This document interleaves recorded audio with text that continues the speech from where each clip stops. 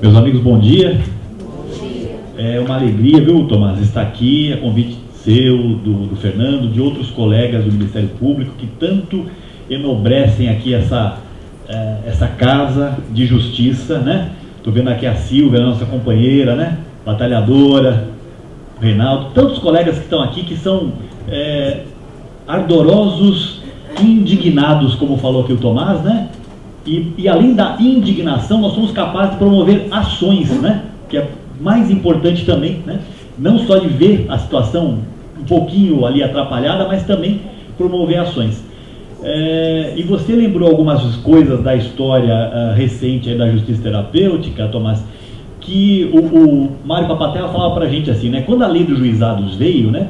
A lei dos juizados, ela de certa maneira, causou uma certa indigestão para muitos de nós da justiça. Mas ele falava assim, né? Que lá, os promotores de Santana, vários deles, né? Trabalhando juntos, especialmente, conseguimos fazer do limão uma limonada, porque a gente tinha uma situação difícil para tratar, mas quando a gente olhou para a comunidade, quando a gente olhou para a lei, e quando a gente olhou... tá falhando? Tá falhando? Eu queria uma ajuda para ligar aqui, para fazer colocar minha apresentação. Você pode ajudar? Então, nós conseguimos, de alguma maneira, fazer trabalhos com a prestação de serviço à comunidade, que era uma ação que o Ministério Público tinha pouco olhar para ela, e logo em seguida nós conseguimos, com o apoio, dar início à ação da justiça terapêutica, com espelhamento, sem dúvida alguma, na questão dos colegas gaúchos, promotores gaúchos, que olhavam também para as cortes de drogas americanas. Então, tenho certeza, né, que essa história toda é de todos nós, né? Eu estou vendo aqui também a Nair, né? A Nair começou junto com o Miguel, todos nós lá, com o apoio da comunidade, trabalhando. Então, essa proposta que o Paulo faz aqui de integração, ou seja, né, de trabalharmos olhando para a comunidade, para os problemas da comunidade, mas também tendo o apoio da comunidade para proporcionar para a gente algum tipo de apoio, é essencial, né? O Ministério Público sozinho não vai conseguir fazer ações permanentes, ações sérias, contínuas com a questão da droga. A polícia não vai fazer, né? A justiça não vai fazer, mas se nós, pelo menos no âmbito do judiciário, defensoria, advocacia, Ministério Público, justiça, polícia, segurança, olhar para a questão, né? E tiver um respaldo da legislação, como já existe, nós podemos fazer bastante, né? Eu não sei se a gente vai conseguir colocar ou não a apresentação, mas não há problema algum. Vamos sim, vamos sim. Eu queria começar. Olha lá, soluções, né? Eu tenho trabalhado, né, junto com... Olha, nós temos aqui, perdemos um grande parceiro, né, Dr. Romão, grande parceiro na área da justiça terapêutica, lá em Santana, um colega que estava amplamente habituado e notava, né, a seriedade e o relevo que esse trabalho fazia, né? Nós temos lá o Hélio Loma e vários colegas em Santana, mas Santana é um polo só, né? E nós temos diversas unidades. E é bom que eu conte para vocês aqui, que são promotores, né, talvez um pouco mais jovens, que as propostas da justiça terapêutica no estado de São Paulo, elas começaram aqui, no Fórum da Barra Funda, em meados de 2001, 2002, né? Nós temos um colega aí, o juiz Carlos Alberto, acho que na 25ª Vara Criminal, que junto com outro juiz, eu, o Dr. Rochel, começamos a conversar. E como nós tínhamos um campo mais fértil na época, que era a Promotoria de Santana, com um aspecto de juizado, a vara de foro regional, foi lá que as coisas realmente se instalaram. Mas os primeiros debates, né, as primeiras vezes que eu ouvi falar de amor exigente, de alcoólicos anônimos, de narcóticos anônimos, foi aqui dentro, né? Então nós temos aqui um espaço privilegiado, né, para difundir esse trabalho e para poder fazer algumas ações que são interessantes para a gente, né? Bom, o que eu gosto de comentar para a gente, né? Como a gente... Ótimo. Obrigado, doutor Ronaldo, muito obrigado. Então nós estamos... Vou convidar todos, né, que tiverem disponibilidade, os colegas são muito bem-vindos, né? Alguns de vocês já estiveram lá. Todo mês, né? Próxima reunião, dia 7 de outubro, agora às 13 horas, só atravessar aqui a ponte, né? A Marginal do Tietê, do outro lado, no Foro de Santana.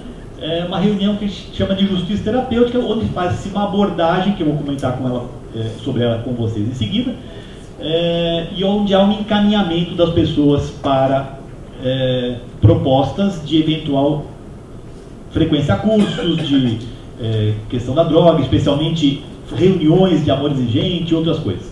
Então, dia 6 de outubro, depois dia 10 de novembro, depois no dia 1º de dezembro. Então, todos estão convidados, né?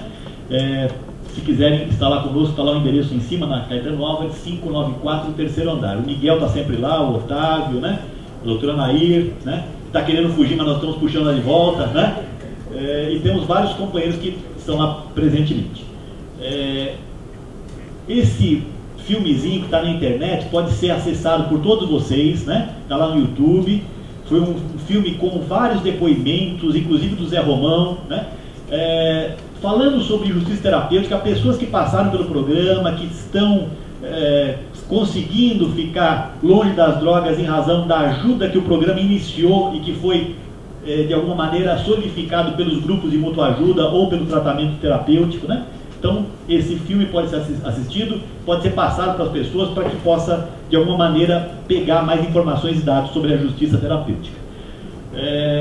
Quero falar um pouquinho sobre o conceito da justiça terapêutica, algumas informações breves para vocês sobre esse trabalho que ocorre em Santana. Estou aqui com a total anuência e apoio dos colegas de Santana, que por razões pessoais não puderam estar aqui, tá? Que mandam um abraço para todos vocês. E vamos fazer um pequeno fechamento. Então, eu penso, pessoal, que a justiça terapêutica ela não está, de alguma maneira, regulada, mas também não está, não está de forma nenhuma proibida. Nós temos mecanismos na lei que nos permitem fazer intervenções em razão da situação daquele indivíduo que chega para a justiça e que é dependente, abusador ou um usuário nocivo das substâncias. Nós fazemos esse trabalho lá em Santana, e é um campo muito fértil, são os juizados criminais. Como também são, Tomás, a área da infância e juventude. O colega já falou aqui, né?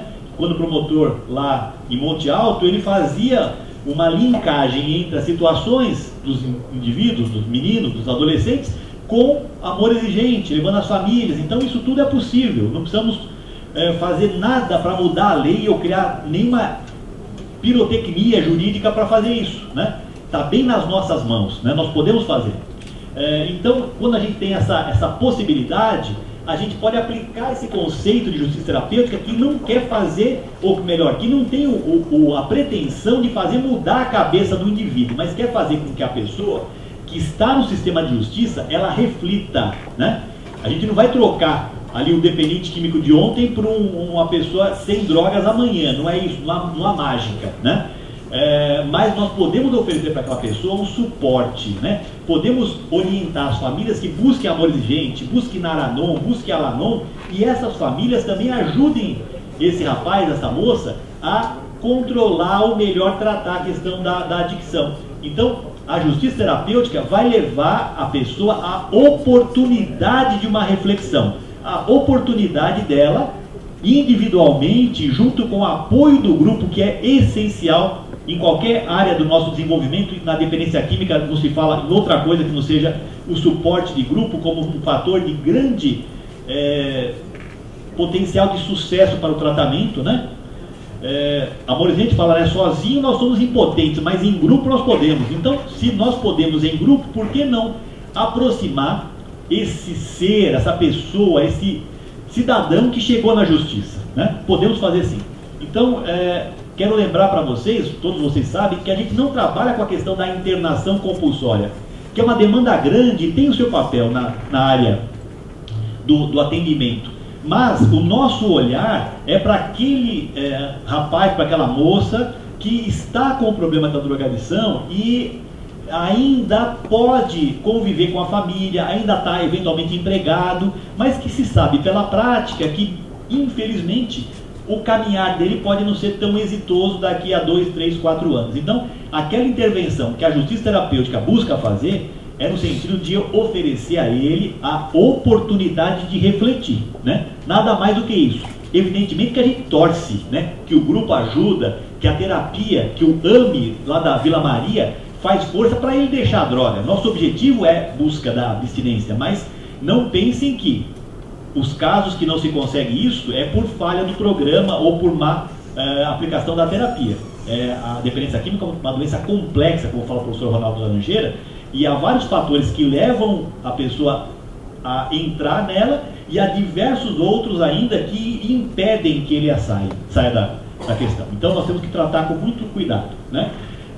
Nós trabalhamos, como eu falei para vocês, com as infrações leves, né? Mas nada obsta que os colegas aqui na Barra Funda possam pensar na aplicação aí, na suspensão do processo, como nós fazemos lá com o artigo 306 do porte a embriaguez no volante, né?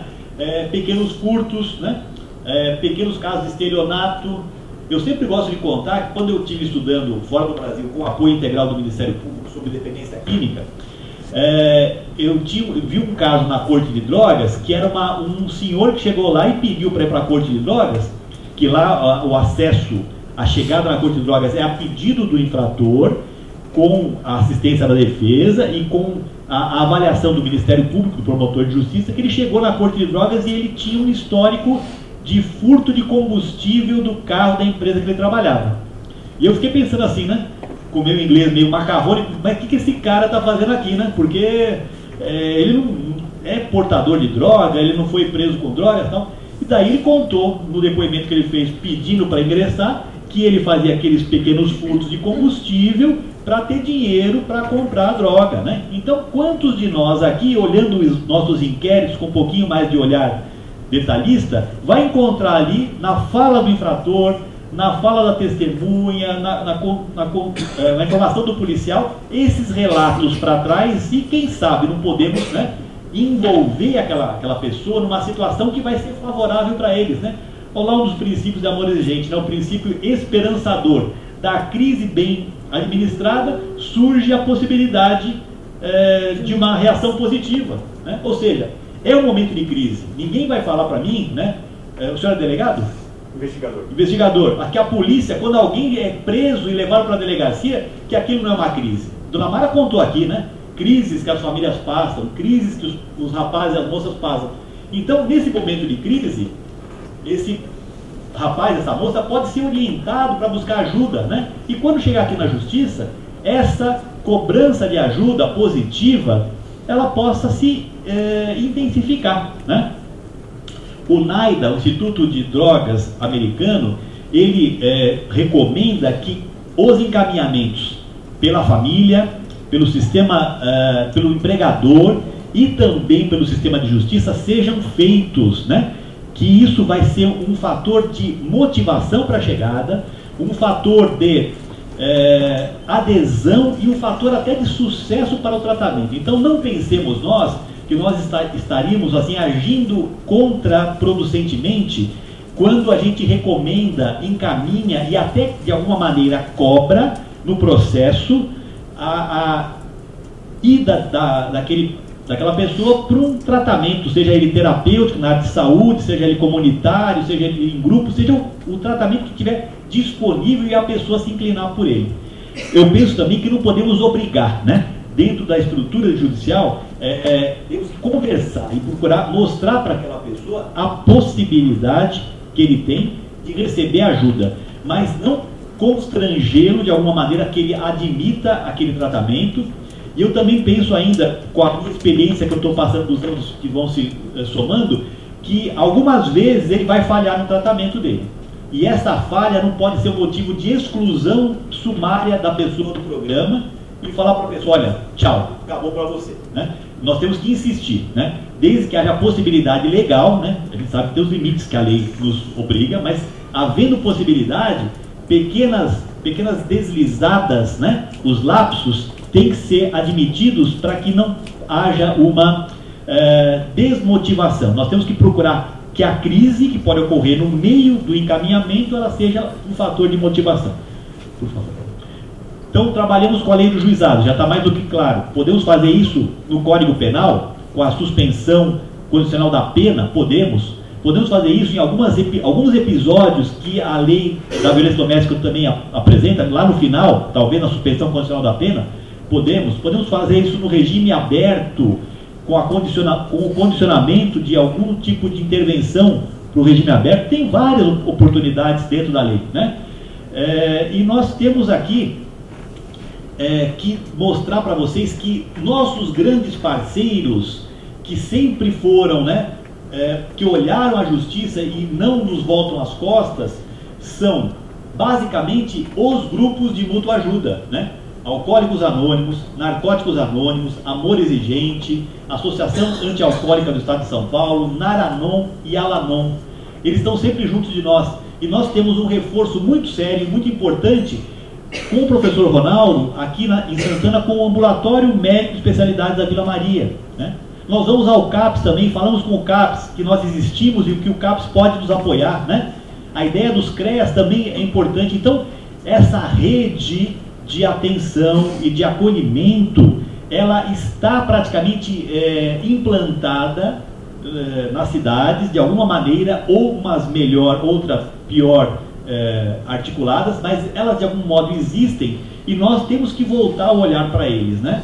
O MP não vai ter a condição de ter serviços de saúde, psicólogos, assistentes sociais para fazer esse tipo de trabalho. Podemos ter alguns, gostaríamos de ter alguns para nos fazer um apoio, mas não para a execução dos programas, que é típico ou da área de saúde, social, comunitária, e que nós podemos prestigiar, mas não realizá-los, evidentemente. Então eu coloquei aqui algumas informações para a gente refletir quanto é importante a parceria do grupo de mútua ajuda. Eles trabalham gratuitamente em diversos horários, locais, e estão aí praticamente no país todo, né? Se a gente quiser uma reunião agora, a gente vai encontrar reunião de Alcoólicos Anônimos, de Narcóticos Anônimos, de Amor Exigente, em funcionamento, né? As pessoas podem ir lá à noite, no fim de semana. Então tem grandes possibilidades. Esses grupos atendem todas as pessoas. Se cada um de vocês quiser conhecer o grupo antes de mandar as pessoas lá, vá lá. É muito bacana. A gente vai ouvir depoimentos e relatos tão sensíveis, tão amorosos quanto a dona Mara aqui, né? De pessoas que têm algum tipo de olhar diferenciado para a questão da dependência às drogas. Eles são autônomos, eles não fazem parceria com a gente, eles fazem colaboração, pessoal. Isso é importante que eu fale para os doutores promotores, né? Porque o promotor, o juiz, não pode cobrar do grupo a frequência da pessoa, tá? O grupo não tem essa possibilidade, especialmente os grupos anônimos. Mas o grupo pode atestar, por meio de um carimbo ali, a chegada e a saída daquela pessoa da reunião. Então, nós temos nos satisfeito lá em Santana com esse tipo de controle. Não é o ideal, não é o mais apropriado, mas é o que é possível de ser feito sem quebrar essa independência e autonomia do grupo e mantendo o critério de cooperação com eles, né? Outras coisas que são importantes estão aqui, né? Mas eu quero falar um pouquinho sobre a justiça terapêutica especificamente, como ela funciona, né? Nada mais é do que aquilo que nós fazemos no dia a dia, lendo os inquéritos, lendo os TCs, nós selecionamos os casos, e os casos que têm alguma referência do uso, do abuso de substâncias, a gente pede a marcação da audiência num dia determinado, que lá em Santana nós pactuamos com os juízes, né? São 2 varas criminais atualmente. Se faça nas segundas, terças-feiras do mês, normalmente, às 13 horas. Então todos esses casos que a gente nota lá no crime de porte de droga para uso próprio, embriaguez no volante, eventuais infrações de ameaça ou de lesões que a história ou o histórico indicam que as pessoas estão ali abusando de substâncias ou de álcool, né? Então a gente faz essa reunião prévia. Aqui uma foto antiga do Hélio Loma, né? Que trabalhou aqui na Barra Funda, abrindo a reunião. A reunião não é nossa, não é do promotor, não é do juiz, não é do advogado. A reunião é do grupo de mútua ajuda, a reunião é do AME da Vila Maria, a reunião é do CAPS, ou seja, das pessoas que têm uma identificação ou uma competência para levar para o dependente químico ali aquelas notícias a respeito do que ele pode receber caso ele se interessar por transacionar ou ter um processo suspenso com as condições de ter uma orientação para a questão da dependência às drogas. Depois, cada caso vai para uma audiência individualizada. A gente sabe que é trabalhoso, mas isso é importante. O promotor tem que olhar para a cara do rapaz, da moça, tem que conversar com essa pessoa, tem que deixar o pai e a mãe, às vezes, sentado do lado lá para o pai e a mãe, até, muitas vezes, contribuir com aquilo que nós estamos falando. Então, esse particular atendimento na audiência, com o juiz, com o advogado, ele é essencial, pessoal. Eu penso que a atividade assim global, ela é da palestra, das informações, mas caso a caso nós temos que decompor. Se a pessoa às vezes tem uma situação específica, nós temos que tratar com ele individualmente. Isso aqui é uma ficha que nós trabalhamos com ela, né? Essa ficha não é privilégio de ninguém, ela está no site da Promotoria de Santana, à disposição de quem quiser baixar, copiar. Eu, quando estava fazendo meus estudos nos Estados Unidos, fui numa reunião de narcóticos anônimos, né? Lá como estudante, assistindo uma reunião, e no final eu vi lá 2 rapazes se dirigindo para o secretário da reunião, pedindo lá o atestado de frequência mediante um carimbo numa ficha muito semelhante a essa aqui. Ou seja, né, o grupo de mútua ajuda já tem um conhecimento a respeito dos encaminhamentos que a justiça pode fazer. Fundação Casa, por exemplo, encaminha gente às pencas para amor exigente, para que familiares vão conhecer amor exigente, para depois visitar os filhos nas unidades da Fundação Casa, né? Comunidades terapêuticas, clínicas, talvez o Pai Raul, o Dr. Genor está aqui, possa fazer isso, né? Ou seja, essa contribuição que os grupos fornecem à sociedade é de extrema valia, pessoal. Nós não podemos subestimar nem desconhecê-los e relevar o papel importantíssimo deles dentro do processo da recuperação em longo prazo do dependente químico. Isso aqui são alguns dados que nós temos de números, né? Nós já atendemos cerca de 1.370 pessoas até 2014. Nós fizemos um levantamento lá que cerca de 50% daqueles que iniciam o processo de encaminhamento chegam ao final. Esse encaminhamento para reuniões ou para frequência às terapias do AME da Vila Maria pode ser de 2, 3, 4, 5, 6 meses, né? De 2 a 6 meses é o período. A gente sabe que não é suficiente, mas é um caminho para ele começar a conhecer a questão da dependência química e se conhecer, saber das questões que levaram ele até ali a justiça, né? E o álcool, a droga, certamente foi um fator preponderante. Por favor. Nós temos aí valorosos colegas, promotores, juízes trabalhando em alguns locais do estado com ações, cada um faz uma ação como é possível fazer, pessoal. Então não existe uma receita de bolo, né? Todos têm que fazer daquele jeitinho ou daquele jeito. Não, cada local faz de uma maneira, né? Nós estivemos recentemente lá no foro do Brás, né? Já faz algum tempo, e havia uma dificuldade de se fazer um trabalho no foro do Brás, mas conseguiu-se um espaço para que os grupos estivessem na sala onde os infratores aguardam para ser chamados. E nessa sala, o pessoal dos grupos, né, no começo antes de eles serem chamados para as audiências, como testemunhas, ou como pais ou mães dos adolescentes, ou o próprio adolescente, os grupos vão até lá e conversam um pouquinho, como estão aqui, né? Levam um panfleto, tem um cartaz e fazem um tipo de intervenção que é a que foi possível naquele momento. Logicamente que quando houver um espaço dentro do Ministério Público ou da Justiça para, de alguma forma, tornar isso um pouco mais contextualizado, que isso vai ser feito. Mas enquanto não tem um espaço, né, por que não fazer da maneira que eu posso fazer, né? Então, Mariporã faz um trabalho muito legal, a colega Manuela Aguz, eu comentei aqui com o Tiago, né, que é o substituto, que ela foi substituta lá em Santana e está lá hoje em Mariporã, e ela está fazendo o seu trabalho dentro da promotoria da forma que ela pode fazer, né? Mogi está começando, né? Os colegas de Mogi estão iniciando um programa de segurança pública lá, incrementando a segurança pública, e estão incorporando as práticas de justiça terapêutica ali também.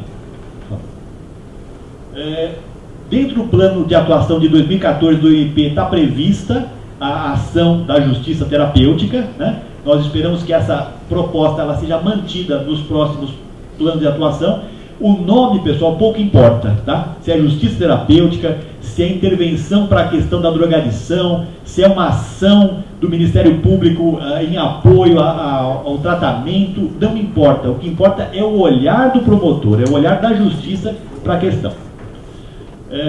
Esses delitos todos são absolutamente passíveis de aplicação dessa medida. Pode passar, por favor. Eu aqui colecionei algumas informações extraídas de acordos do tribunal para a gente notar, né? O tribunal não cria obstáculo, né? O juiz também não cria e a lei permite que se faça. Ou seja, né? Nós podemos caminhar nesse sentido sem nenhuma dificuldade jurídica, né? As questões práticas vão surgir, né? Eu não tenho local para receber as pessoas, né? Eu não tenho grupo para vir aqui, mas tudo isso é conciliável e tem solução, né? As demais são todas, vai ficar à disposição para vocês, né? Pode passar, por favor. Pode passar. Nosso colega Fábio Lima, lá em São José dos Campos, faz um trabalho muito legal, que ele chama de comarca terapêutica. Eles estão tentando trazer essa proposta não só para a área criminal, mas para as outras áreas da justiça. Por favor. Ipiranga recentemente começou, né, 2014. Tatuí, um juiz lá muito ativo, o doutor, me fugiu o nome dele agora, que trabalha com a justiça restaurativa, também está trabalhando com justiça terapêutica, lá em Tatuí, fazendo um trabalho muito interessante. Marcelo Salmazo, né, que está muito integrado à comunidade, já tinha o olhar da comunidade, para a comunidade pela justiça restaurativa e está também trabalhando com a terapêutica. Então, aqui, né, o que nós podemos fazer, né? Muito, pessoal, muito, né? Eu falei aqui, quando eu cheguei, que eu nunca tive a oportunidade de falar para mais do que 2 ou 3 promotores, né? Hoje está sendo uma alegria, viu, Tomás?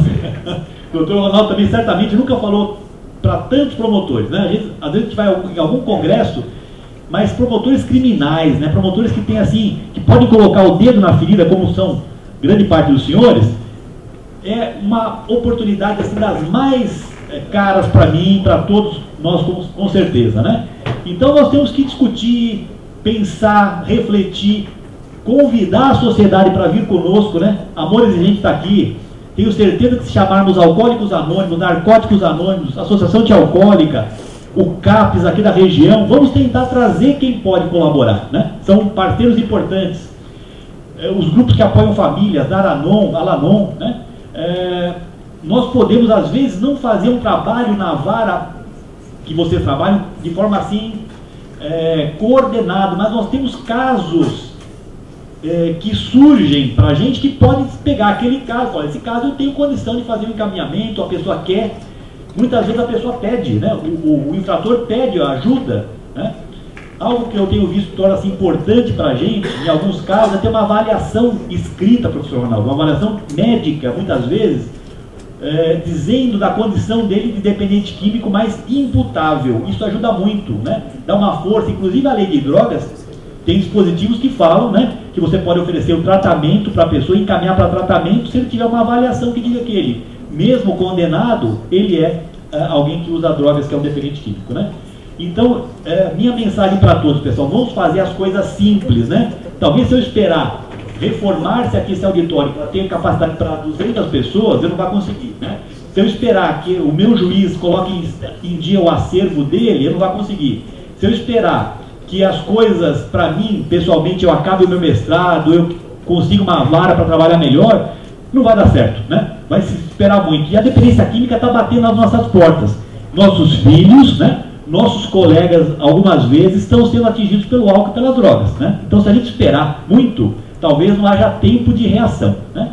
E a questão da votação do Supremo Tribunal Federal, eu penso que se for realmente descriminalizado o porte de drogas para uso próprio, nós vamos causar, sem falar em demais prejuízo, uma grande fissura na política de drogas. Porque como é que nós vamos manter, né, esse apoio, essa sinergia toda que vem em grande parte da reprovação penal, que é importante e é um traço da nossa sociedade ao porte de drogas, se nós não tivermos uma lei que nos ampare.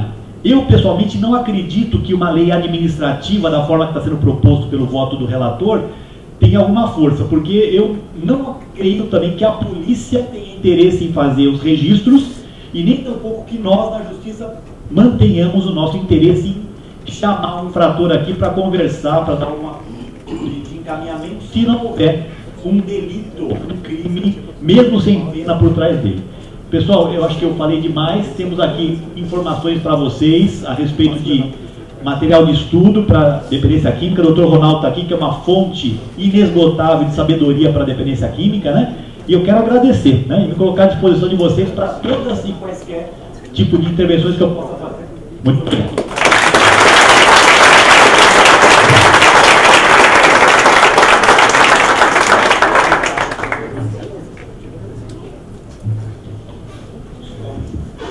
Lógico, professor, fica à vontade.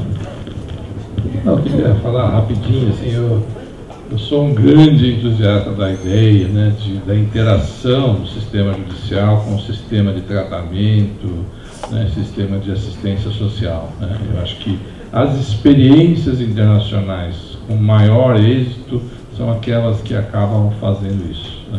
E sempre que eu escuto o Dr. Mário falar, eu fico mais entusiasmado, né, porque ele foi o responsável de trazer uma pessoa muito importante do sistema americano lá no Ministério Público, há uns 3 anos atrás, que foi muito inspirador, acho que para todos nós, né? Então, todas as experiências que os Estados Unidos fazem, eu vejo com muita...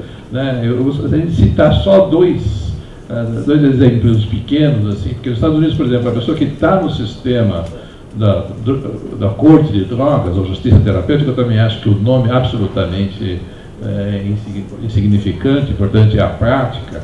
Então, por exemplo, se tem alguém lá e a pessoa recaiu, né, e ele é identificado, ele vai para a prisão, fica um dia para a prisão e volta. Ele tem uma consequência imediata. Então, esse tipo de ação, ele é muito importante, né, que a pessoa que está nesse sistema, que ele se sinta monitorado. E essa é a essência do tratamento da dependência química. A gente deixa a pessoa ficar recaindo o tempo todo, a gente não está tratando dele. Tanto o tratamento quanto a justiça terapêutica, ela tem que ser ágil. Acho que no mundo ideal, não sei se a gente vai ver aqui no Brasil, né? Mas eu também concordo com você que passo a passo a gente tem que caminhar nessa direção, porque as evidências da justiça terapêutica americana, elas são muito fortes, né? Não é só uma moda, né? É praticamente todos os estados americanos, acho que são mais de 3 mil cortes de drogas nos Estados Unidos, e tem uma coisa interessante, que além das cortes de drogas, eles têm cortes para pessoas com transtornos mentais. Você vê que tem uma evolução do conceito de drug courts que é bastante interessante.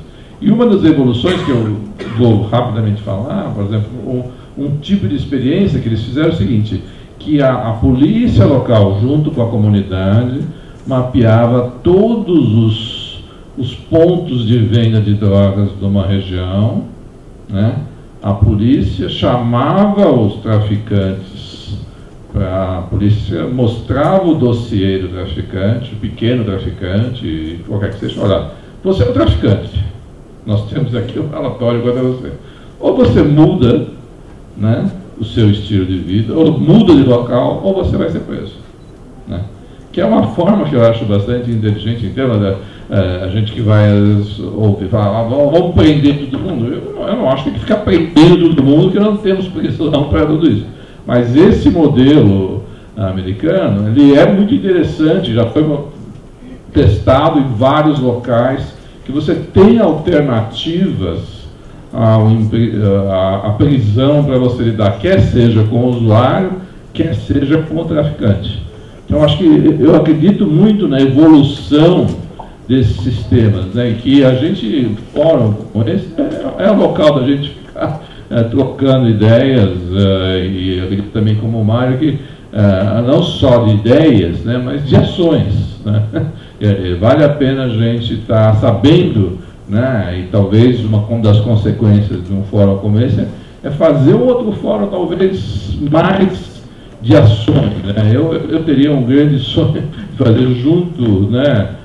Porque só fóruns acadêmicos, né? Eu vou ficando velho, estou achando mais chato. Eu acho que o que a gente tem que fazer, né, tanto nós da medicina, quanto do Ministério Público, dos juízes, do Amor Exigente, todos os parceiros que a gente tem, é fóruns de boas práticas. É isso que a própria Organização Mundial de Saúde, devia 2 meses atrás, na reunião lá em Bangkok, foi exatamente isso. O próprio Nações Unidas está buscando o que é a essência de boas práticas, quer seja na parte de prevenção, quer seja na parte de tratamento. Eu acho que deixo aqui no ar essa sugestão, porque nós precisamos disso. O governo do Estado de São Paulo precisa disso, a sociedade brasileira. Eu acho que com a liderança do Ministério Público, a parceria que está aqui presente, né, então muito bom ver todos esses diferentes atores aqui presentes. Eu acho que vale a pena a gente caminhar na busca de melhores práticas, que é isso que eu acho que a sociedade está precisando. A gente não está precisando mais de alertar a sociedade do perigo das drogas. Acho que isso, nós estamos já exauridos disso. Precisamos agora, assim, quais são as boas práticas, né? Eu acho que o Mário acabou de mostrar uma das boas práticas e a gente precisa de muitas outras. Desculpa se falei demais, né?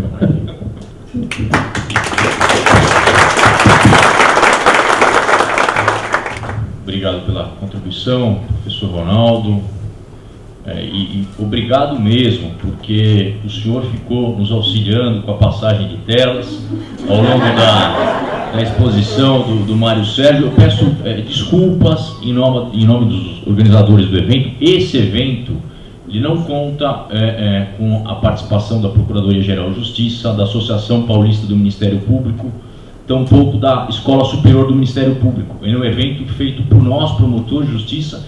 Então, essas dificuldades de ordem técnica, eu peço que sejam relevadas. Muito obrigado, professor Ronaldo. Mário Sérgio, obrigado mesmo. O Mário Sérgio foi coordenador do Conselho Estadual de Política sobre Droga, mestre e doutor em processo penal pela USP, tem especialização pela Universidade de Virgínia, mas é um promotor de justiça. Vou tratá-lo como promotor de justiça, tá bom, Mário? Que amassa o barro, está na linha de frente, justamente indo ao encontro do que propõe o professor Ronaldo. É um promotor que se preocupa com ações.